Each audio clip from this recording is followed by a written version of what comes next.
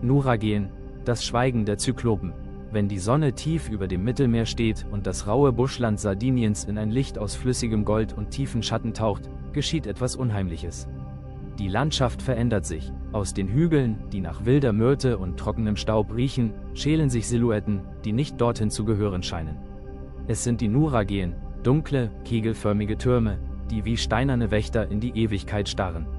Sie sind das größte Rätsel des Mittelmeers und befinden sich auf einer Insel, die geologisch zu den ältesten Europas gehört, doch das wahre Alter ihrer Geschichte verbirgt sich in diesen Steinen.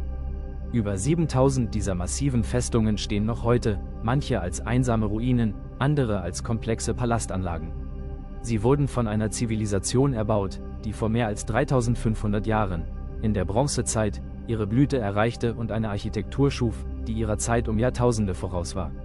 Wenn man sich einem dieser Kolosse nähert, spürt man die Kälte des Gesteins und die Schwere der Geschichte. Es ist ein Triumph der Statik über die Unmöglichkeit. Die Nuragher schichteten gewaltige Blöcke aus Basalt oder Trachyt übereinander, ohne auch nur einen Tropfen Mörtel zu verwenden. Alles hält allein durch Schwerkraft, Reibung und genial berechnete Winkel. Im Inneren wölben sich die Decken zu einer sogenannten Tholos, einer falschen Kuppel, die sich nach oben hin verjüngt, ein dunkler Schacht, der direkt in den Himmel zu führen scheint. Doch wer waren die Architekten dieser Festungen? Die Nuragher hinterließen keine Schrift, keine Tafeln, keine Papyri, keine Inschriften, die uns ihren Namen nennen oder ihre Götter preisen. Sie verschwanden und ließen nur den nackten Stein zurück. Und genau in dieser Stille begann die Fantasie der nachfolgenden Völker zu blühen, genährt von Ehrfurcht und Furcht. Als die Griechen Jahrhunderte später an diese Küsten kamen und vor den gewaltigen Mauern standen, versagte ihr Verstand. Für sie war es undenkbar, dass normale Menschen Felsblöcke von mehreren Tonnen Gewicht heben und präzise stapeln konnten. In ihren Augen konnte dies nur das Werk von Wesen sein, die den Göttern näher standen als den Menschen. Sie flüsterten von den Zyklopen, jenen einäugigen Riesen der Urzeit, die mit bloßen Händen Berge versetzen konnten.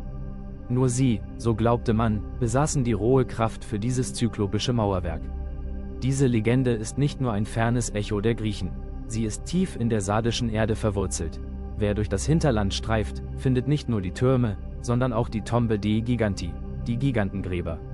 Es sind kolossale Grabanlagen, deren Eingänge von riesigen Platten markiert werden, oft in der Form von Stierhörnern. Die Bauern und Hirten der Insel erzählten sich über Generationen hinweg Geschichten am Lagerfeuer.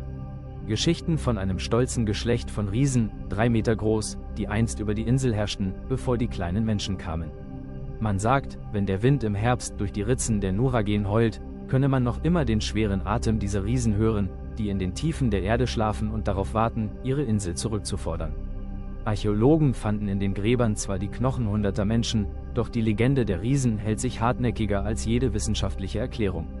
Aber wozu dienten die Türme wirklich? Waren es militärische Bollwerke, um das Meer zu überwachen? Waren es Tempel, ausgerichtet nach dem Stand des Sirius oder der Plejaden, in denen Priesterkönige Rituale abhielten?